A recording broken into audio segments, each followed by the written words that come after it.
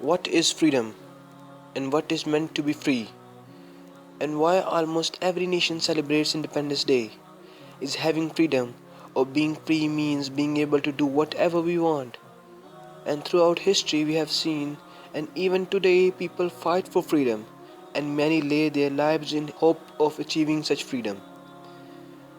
And that begs me to question what freedom truly is, and why it is so important that people are willing to give their lives for it. First thing that comes in mind that people don't like something or someone controlling them. They don't want to live by the rules dictated by others. If we find these answers reasonable, then that leads us to another more important question.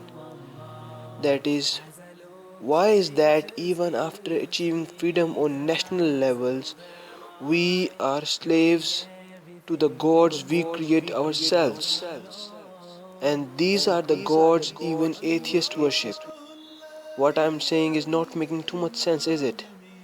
What is this we creating gods and even atheists worshipping these gods? These gods are our own lusts and desires.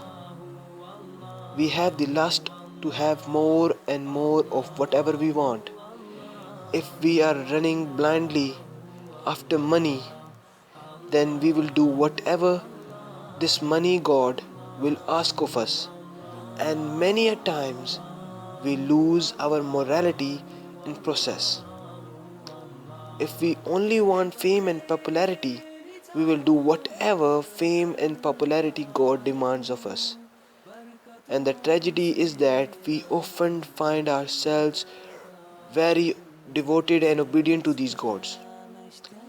It is for that reason that even after spilling blood for achieving freedom on national levels, we enslave ourselves to these gods and let them dictate our values, lives, and cultures. The reason why we run after these things is that we actually have holes in our hearts which want inner satisfaction and peace of mind. And we create an idea in our heads that if we had more money, fame, beauty, etc., we could actually be happy and content. But we fail to realize is that things like inner satisfaction and peace of mind are something spiritual. And no matter what we do, we can never fill this hole for something spiritual with something material. If that is the case, then that brings us to another question, that is, if this spiritual gap can't be filled with materialistic things, then how can we find something spiritual? That something spiritual has to be something out of this world, or a part of something which we are missing in ourselves. Now what we have to do is to find what is it we are missing in ourselves to solve our quest for inner satisfaction and peace in life.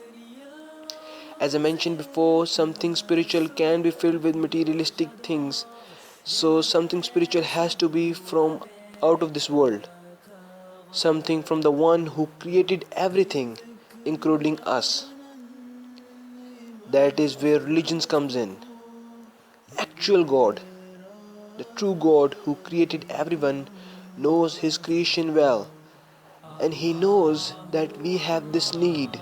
So for that purpose, to every nation he sent his message from himself so that they can satisfy their inner selves and can feel true peace.